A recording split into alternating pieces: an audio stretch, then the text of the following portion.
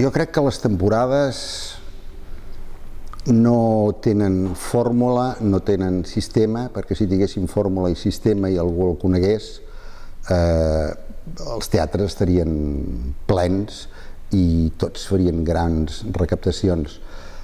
Jo cada temporada me la plantejo com una temporada nova, com si entrés per primera vegada. Això ho feia quan estava lliure fa 25 anys o 30, més de 30, ho vaig fer a Madrid, ho vaig fer a París, ho vaig fer a Itàlia, ho he fet cada vegada.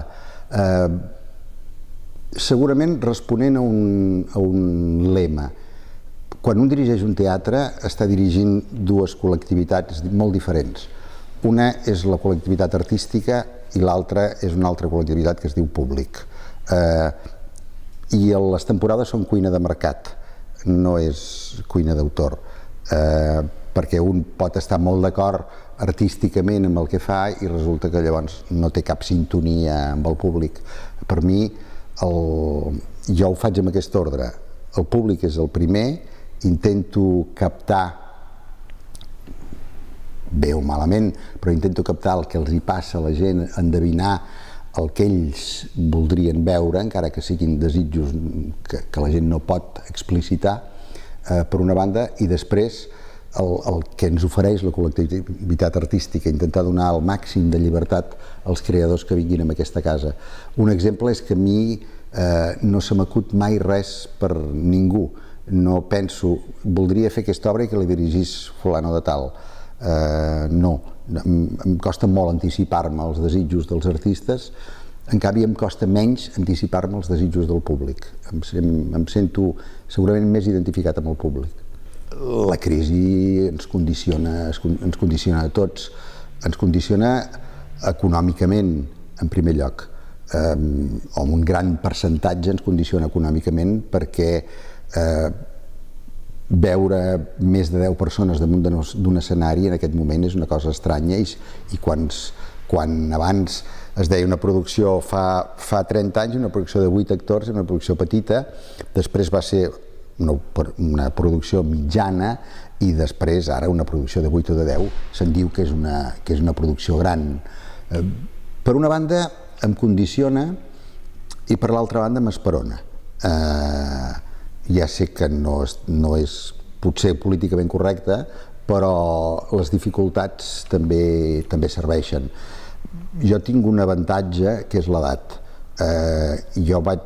Quan algú ara es queixa amb raó de que no contesten a la Generalitat o a l'Ajuntament o al Ministeri de Cultura, jo tinc un avantatge que és l'edat, que és que jo vaig fer l'Emili sota el general Franco, era ben viu, i aleshores era un moment en què no podies anar a demanar diners enlloc per fer teatre, simplement perquè aquests llocs no existien.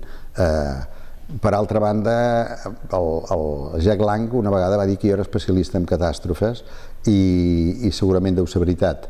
Vam començar el llibre en un moment en què no era possible, vaig arribar a Madrid el 83 en un moment en què s'havien de muntar les bases d'un centre dramàtic nacional molt més democràtic del que havia estat fins a aquell moment, i vaig arribar a París on l'Odéon s'havia de transformar en Teatre d'Europa perquè només ho era 3 mesos l'any.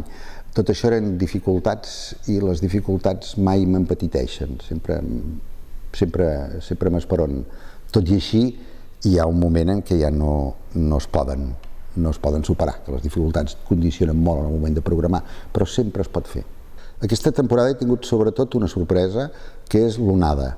L'Onada em semblava una bona obra, em semblava un bon projecte. El cert és que és una de les produccions que vaig haver de tallar la primera temporada per manca de recursos i que vaig insistir molt perquè es fes la segona sense saber quins resultats podien donar.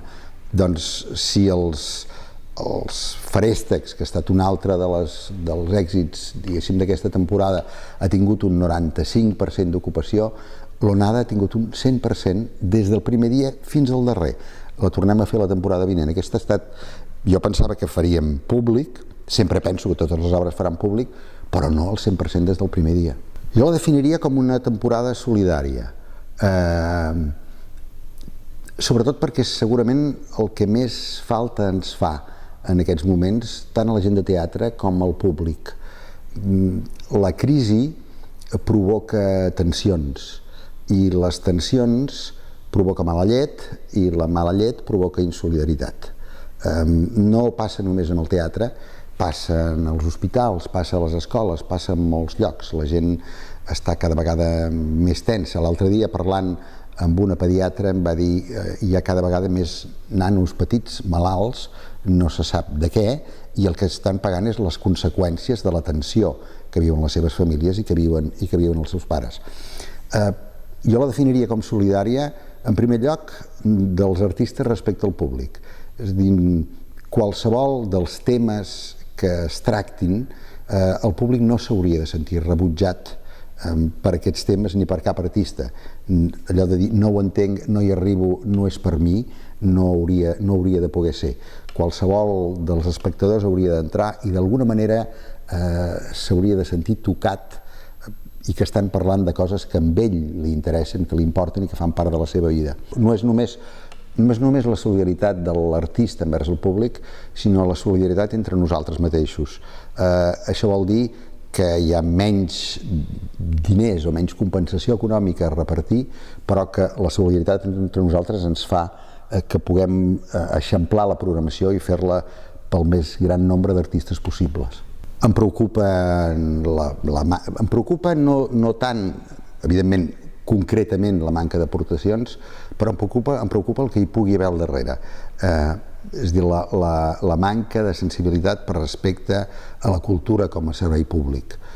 Aquest any hem tingut dues baixades importants, que són el Ministeri de Cultura i la Generalitat. Els retalls són grans. Afortunadament, la intervenció de l'Ajuntament ha fet no que hi hagi més diners, sinó que puguem continuar fent teatre sense tancar. Hi havia previst un ERTO des de finals de maig fins al setembre i afortunadament estem aquí fent teatre i nosaltres parlant perquè el teatre no està tancat. Jo crec que la baixada de públic aquest any, que ha estat important, ja va començar l'any passat, es va notar molt, per exemple, amb el Grec de l'any passat, i s'ha anat notant durant la temporada, és un problema econòmic. Si jo fes cinema en comptes de fer teatre, em sembla que n'hi afegiria més de problemes, probablement.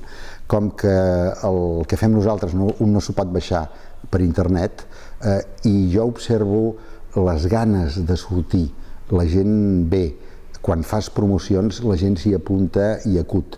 Per tant, segurament és un problema de preu. No, més que empentes necessiten espais per donar-los veu. Jo la vaig obrir inventant-me una cosa que es diu Aixopluc, perquè vinguessin moltes companyies joves, 15 que van venir, vaig deixar espais oberts perquè espectacles que s'havien quedat amb molt de públic al carrer, en el cas de la Fly Hard i en altres casos, poguessin venir aquí, em sembla fonamental. El llibre, que ha fet molts papers al llarg de la seva història, ara que ja comença a tenir una edat, li toca fer un paper que potser fins ara no li tocava, que és el paper de transmissió, és el paper de donar relleu a molta gent i de donar pas a molta gent i a altres generacions. Ho he fet sobretot per això, i la generació que més em preocupa, no a mi, suposo que tothom, és la generació de la gent que té de 20 a 30 anys, que té molt de talent i no ho dic com un tòpic. Si jo penso en el talent que teníem nosaltres quan vam començar el llibre i el talent que hi ha ara, nosaltres érem infinitament més dolents. Clar, érem pocs, i en vam aprendre de pressa i en vam aprendre gràcies al públic, però ara realment hi ha molt de talent i s'ha de poder expressar. A mi em sembla que el teatre, per començar, té una cosa des de sempre, que és una paraula que em sap greu que estigui de moda, però que és la transversalitat. Sempre algú haurà de fer la Irina, quan es fan les tres germanes, sempre algú haurà de fer la Irina, que té 20 anys, i algú haurà de fer la Minyona, que en té 80. Per tant, hi ha una qüestió de generacions, de gent que es troba compartint escenari, que això es produeix sempre. Aquest no és un país especialment on la gent de molta edat s'agafa a la cadira, almenys en l'àmbit teatral. Es dona pas a molta gent jove, hi ha moltes sales alternatives i es dona pas a gent jove des d'aquí i des del projecte T6 al Nacional. Em sembla que ho tenim, no dic que ho tinguem resolt, perquè potser hi ha una sobreabundància de llicenciats en art dramàtic, però el camí és bo i s'ha de continuar. Això no t'ho sé fer. És que això no t'ho sé fer. Això cada vegada que m'ho diuen no sé mai com posar-m'hi. No és dolenta. No és dolenta.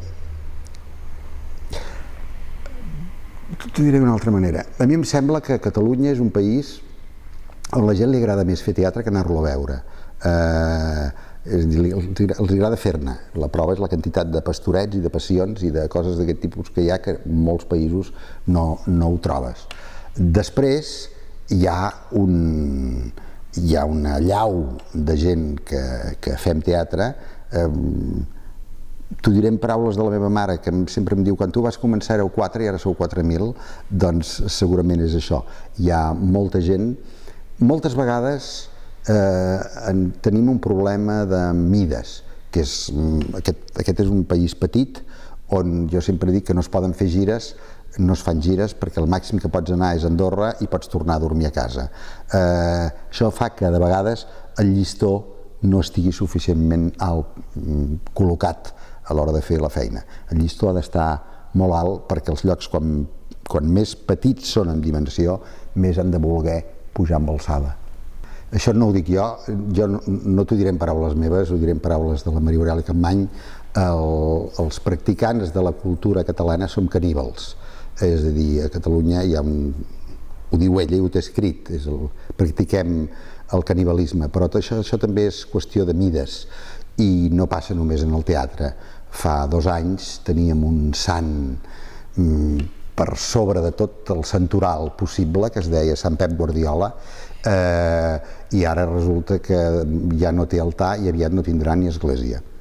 Doncs el mateix passa amb els artistes. També vaig dir fa molts anys que Catalunya era un país que no estimava els seus artistes, ho continuo pensant. Els pot admirar, els pot envejar, hi pot haver molts tipus de relació. Em sembla que no hem après, i això s'aprèn a casa i s'aprèn a l'escola, estimar els artistes. No existeix el projecte de la Ciutat del Teatre. El projecte de la Ciutat del Teatre es va quedar amb un patracol de moltes pàgines.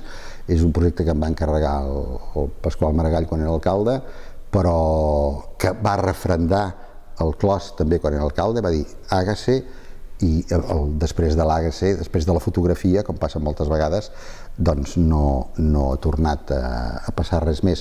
Afortunadament, la gent que estem en aquesta plaça ens entenem, som bons veïns, tant l'Institut del Teatre com el Mercat de les Flors, però no passa de ser una bona relació de veïnatge. Molts dels problemes que hi havia en aquell moment continuen existint. No era una qüestió d'edificis, l'edifici Fòrum jo recordo que era una propina que vaig posar perquè el traguessin i féssim tot l'altre.